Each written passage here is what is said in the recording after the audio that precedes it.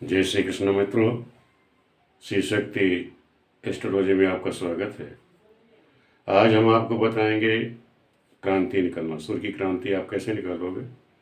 क्योंकि आप जन्म कुंडली जब बनाओगे, आप जन्म कुंडली के समय जब आप सूर्य स्पष्ट सूर्योदय निकालोगे, दिनमान निकालना है, तो इस समय सूर्योदय निकालने के लिए 4 मिनट का प्रयोग किया जाता है। तो 4 मिनट जिससे निकालते हैं उसके लिए सूर्य की क्रांति। सूर्य क्रांति क्या है कि प्रतिदिन जो सूर्य हमारा है 21 मार्च से लेकर के जो बढ़ता है आगे को, उसकी क्रांति उत्तरी गोलार्ध में बढ़ता है, तो रोज सूर्य की क्रांति बदलती जाती है। तो वो जो क्रांति रोज की बदल रही है उसको आप कैसे निकालेंगे, उसके बारे में आज हम आपको गणना के द्वारा सिखाएंगे।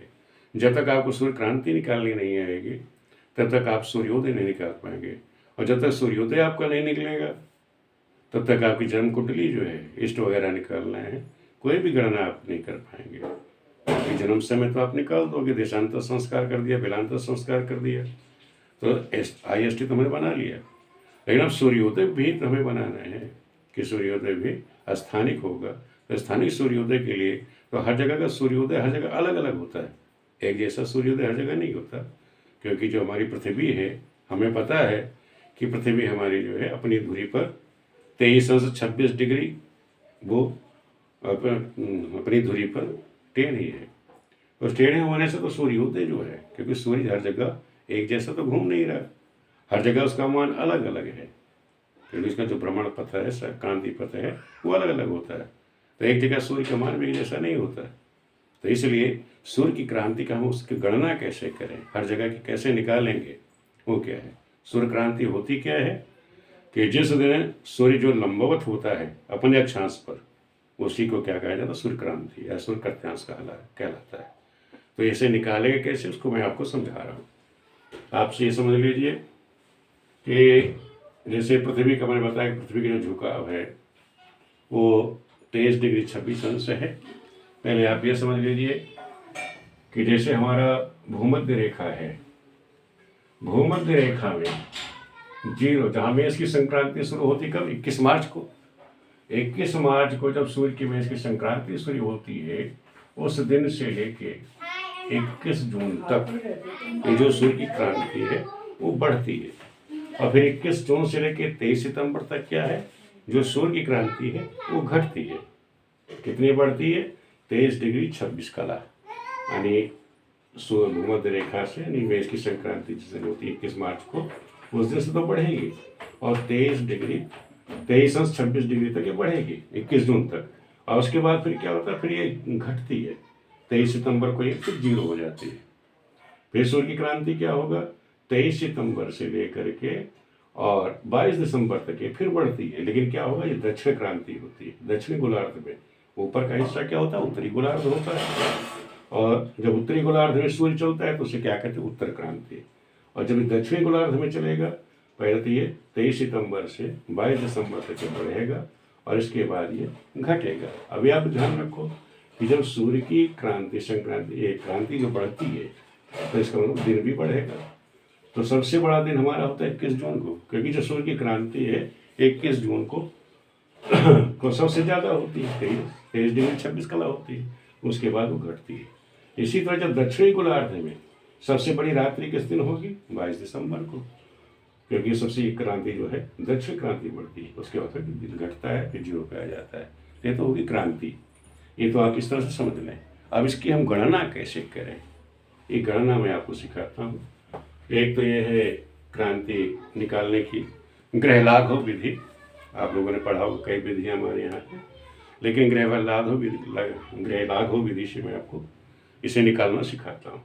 उसमें करना क्या है कि जो हमारा तत्कालिक सूर्य स्पष्ट है, जो भी आपका तत्कालिक सूर्य हो, मैंने उदाहरण ले रखा है एक बच्चे का, इसका है 7 दिसंबर 1997, सुबह 7:35 का टाइम है, उसके अनुसार एक कुंडली मैंने बना रखी थी, उसका उदाहरण ले रखा है।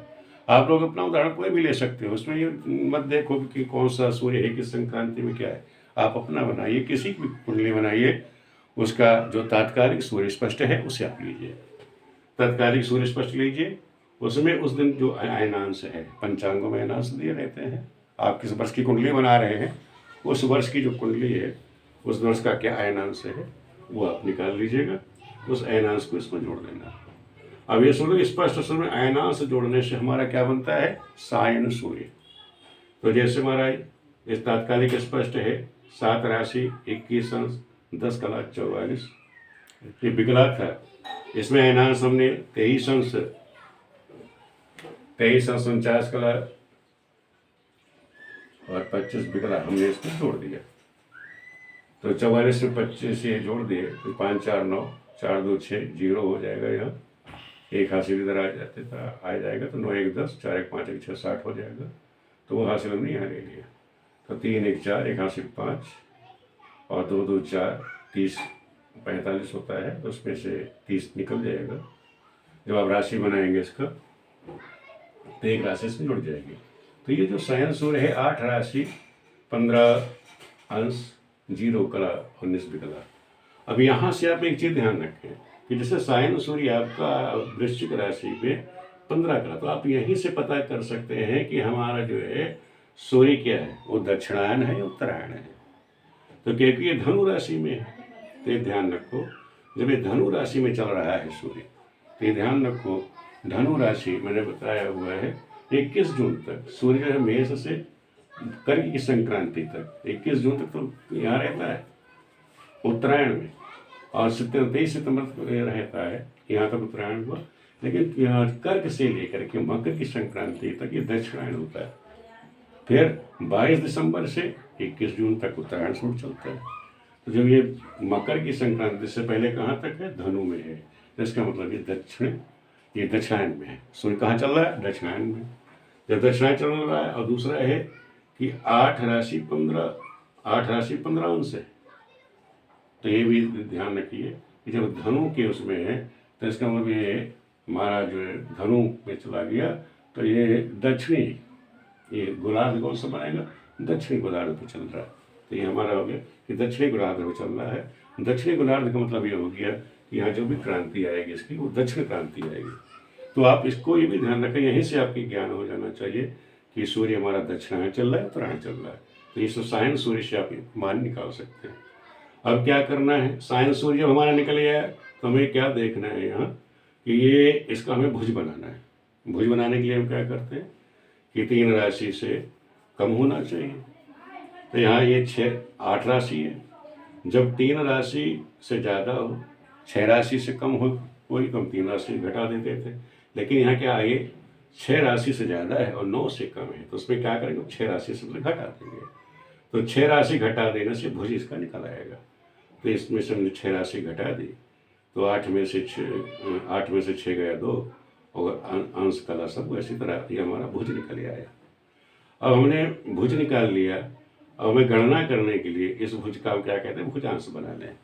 भुजांश बनाने के लिए हम क्या करते हैं, भुज के अंश बनाने के लिए 2 को 30 से आप गुणा कर दीजिए, 15 जोड़ दीजिए, तो इसके भुजांश बन जाएंगे।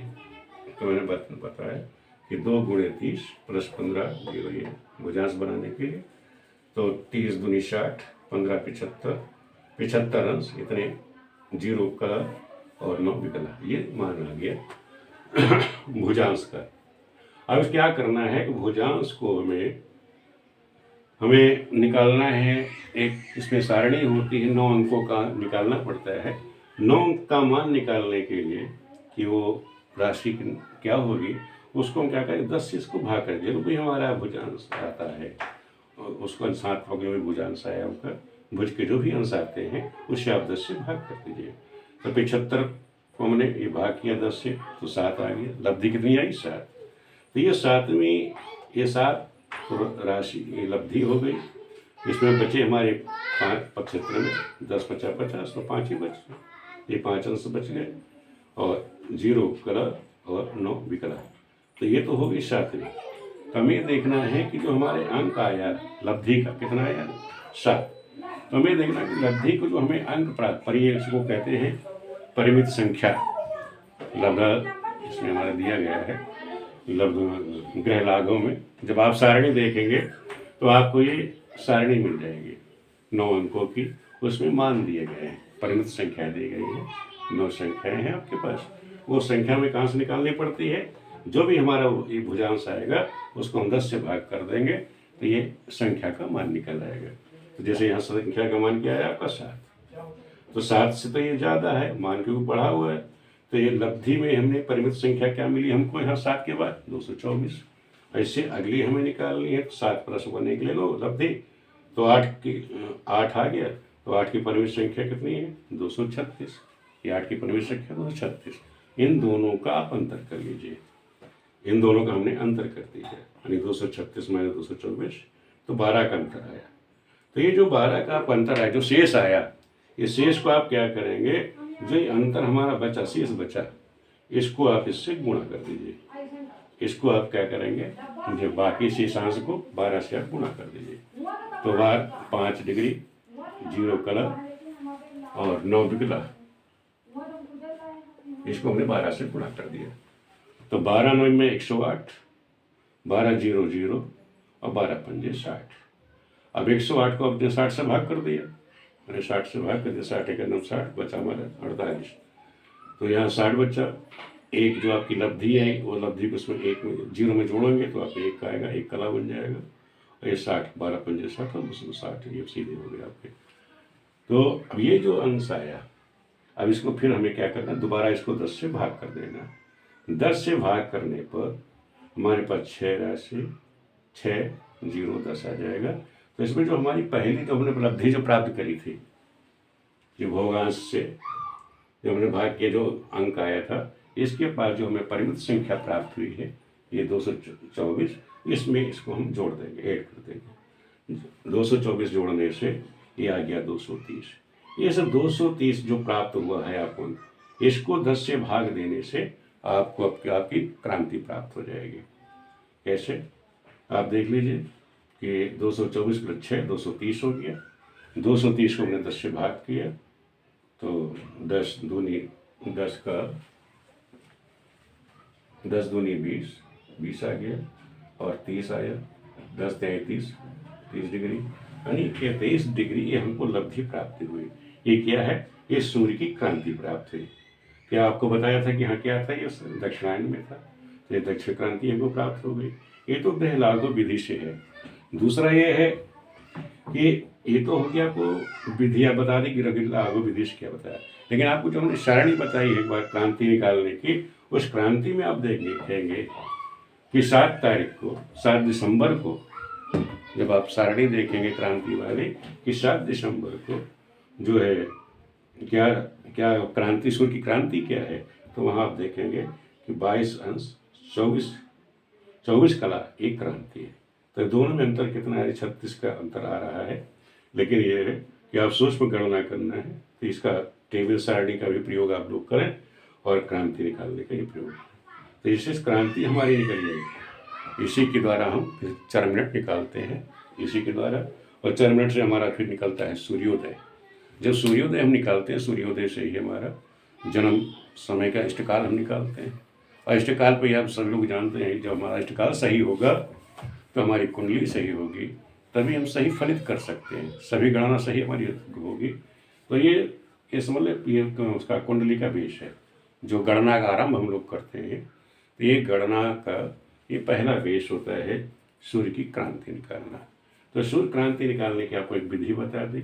सूर्य क्रांति होती क्या है वो आपको समझा दिया कि मेष कैसे बढ़ेगी, फिर कैसे घटेगी, किस तारीख के बाद कैसे बढ़ेगी, 23 तारीख के बाद दक्षिणायन में कैसे बढ़ेगी, और फिर 22 दिसंबर से 21 जून तक, वो 21 मार्च तक कैसे घटेगी, ये आपको हमने समझा दिया। और आपको वीडियो कैसे लगी, और वीडियो देखने के लिए आपका बहुत बहुत धन्यवाद। आप किसी ने हमें पूछा भी था कि सूर्य क्रांति के बारे में आप कोई वीडियो डालिए, तो आप लोगों के कहने के अनुसार भी हमने सूर्य की क्रांति के बारे में वीडियो डाल दी, जो हम रह गई थी गणना सिखाने के चक्कर में। तो आप लोग वीडियो देखते रहें, अपने मित्रों को भी जोड़ें, और भी आप लोगों को कोई अगर शंका है, कुछ जानना चाहते हैं, जो हमने बता दिया वीडियो के अलावा कोई भी आप चीज़ सीखना चाहोगे, उसे आप कमेंट बॉक्स में कर सकते हैं। हम अगली वीडियोस को बना के जरूर डालेंगे, आप लोगों को समझाएंगे। आप लोग ज्योतिषी गणना में सीखते रहें, आगे बढ़ें, यही हमारी शुभकामनाएं आप सब लोगों के साथ है। वीडियो देखने आपको बहुत बहुत धन्यवाद।